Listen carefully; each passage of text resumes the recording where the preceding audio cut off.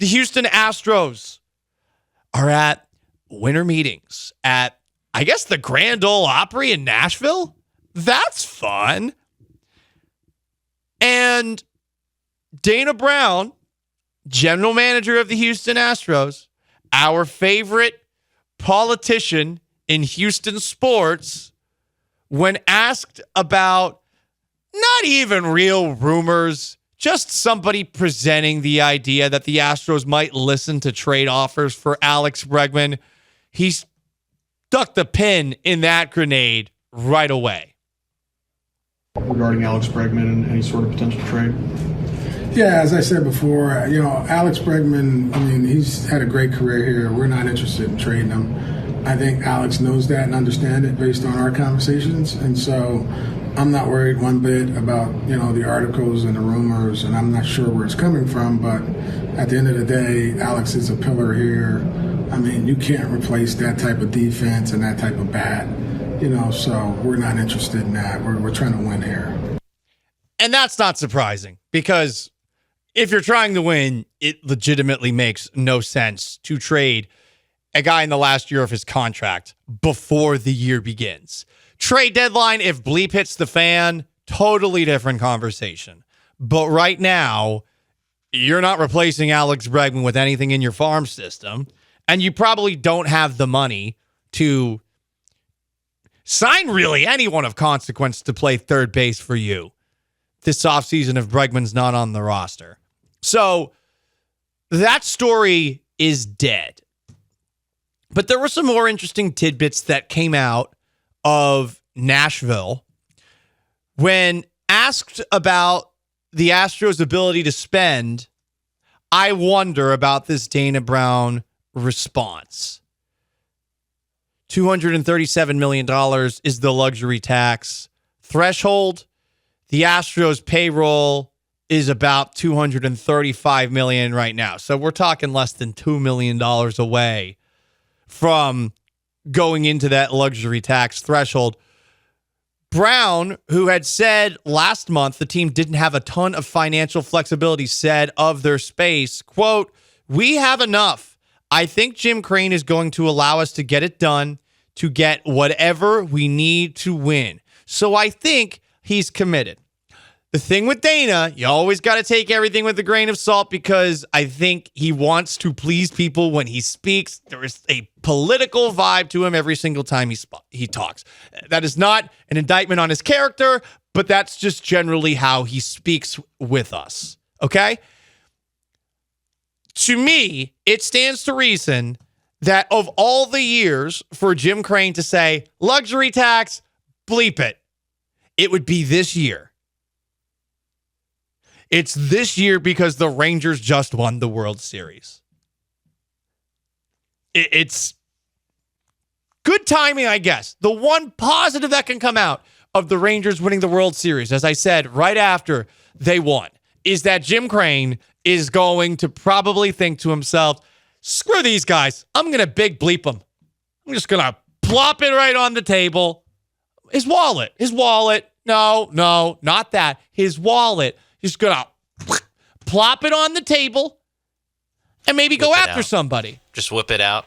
Just whip out that wallet. Right, Sean. But I wonder on who. Because there was an important clarification from Dana Brown. Wish we had gotten this, I don't know, about a year ago. I'm not interested in overpaying in the relief market. Why couldn't we have had this last year? Why couldn't we have had this before the Rafael Montero contract? Why couldn't we have had that? He just got there and they're like, yeah. So while we're interviewing you, we decided to give Rafael Montero all this money. It's like, what? You couldn't have waited to give him that deal until I got the job and I could squash it. What are we doing? I wish they'd waited. Or hired him faster. Right. Yeah. I mean, I don't really know what to say when I read that from Dana Brown. Maybe he's looking at that Montero contract and he's like, Jesus. Well, I can't now. We're already overpaying in the reliever market. And I doubt, oh my God. Yeah, because they already had the Presley contract too. I mean, they're not going to be able to afford Hector Neris. Like, At least Presley's good. Like, But he's not great. I don't think he's great. he's good enough to like not cost you several games in the regular season and unplayable in the postseason. Presley can close playoff games, 6-out playoff games. Rafael Montero can only pitch in playoff games when there's a 6-run lead. Or deficit. So yeah, I'm cool with Presley. Okay. I'm cool with paying Presley. I'm not cool with paying Montero. Well, while we're on developments from the Astros, I want to brighten it up. But man, this is also going to sound like a bit of a downer take. People are going to get just as pissed with Joe Espada as they did with Dusty Baker. It's the groundwork is already here, and you effing hypocrites better remember how you were last year when you're doing the same thing to Joe Espada, acting like it would be different this year. You people are always going to complain about the lineups. You always will. Joe Espada, writes Chandler Rome, stopped short of naming an everyday center fielder. He said Jake Myers and Chas McCormick will get chances in spring training to play. Really? Open competition. So it's not just Dusty Baker that's doing this?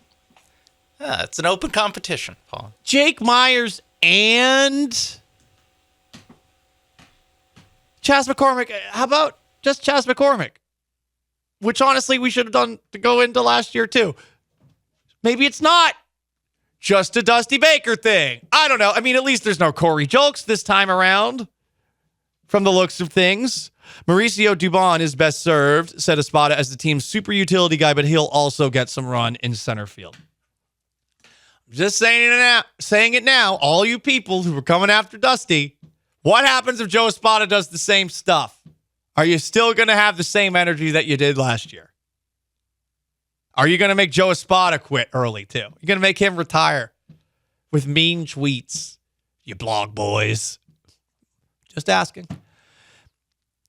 Let's have some fun before we move into our next topic, though, because I'm not feeling great about most of the stuff coming out of Nashville for the Astros. I hope that they are willing to spend a little bit more money. You know who's not willing to spend more money? The broke-ass Seattle Mariners. Did you see the Sunday news dump that they had? They traded away super prospect Jared Kelenic, who finally looked good last year before he kicked the Gatorade cooler, along with Marco Gonzalez and Evan White to the Braves for a couple of right-handed prospects. I don't know anything about Jackson Cower and Cole Phillips. Sorry, I don't care about minor league baseball players until they're actually good major league players. And then, if they become good major league players, that's when you could say, like, ha-ha, I knew all along those guys would be good. But you're full of bleep when you're saying that, as anyone who talks about minor league baseball with any degree of certainty about whether or not a guy's going to be good. Well, then no. Once they become major league players, then you can go, do it in the playoffs. Yeah, do it in the playoffs, right. Mike Trout still hasn't done it in the playoffs. Do it in the playoffs. Shohei Ohtani hasn't done it in the playoffs, huh? The Mariners already traded Eugenio Suarez to the Diamondbacks, too. They are stripping costs. I mean, this is my ex. And I mean, you're letting yourselves go, Toots. What are you doing? It's like you're opting for the bad BBL, the one that you could get in the garage, you know? It's next to the tattoo parlor. You're not going to be able to sit for 2 months. You want it to be not sit for 6 months. Like, that's the good BBL. Like, I don't know what they're doing, but clearly you could read through the lines from what their general manager and what their manager are saying. Clearly they were told that they have less of a budget to work with, because I guess they just got completely railroaded. Their cable network is only available on the most expensive Xfinity option. It's the only way you can get it. And it's like a $20 a month edition. So a lot of people are like, what? Really? So, man, I'm looking at this, and now that I'm gone, and now I feel like I feel over it, you know? I've moved on. It's like the person that a couple of weeks ago I blocked on the phone and I blocked on Instagram, and this person still found a way around it.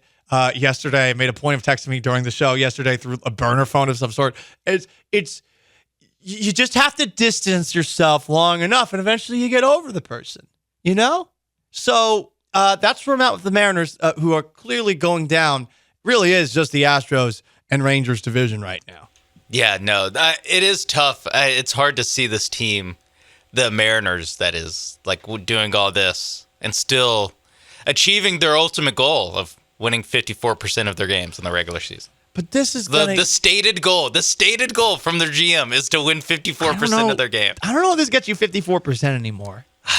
I mean, they got rid of 2 key players. They just need some young guys to step up to win slightly more games than they lose. Suarez was pretty good against the Astros He was this year. He was good.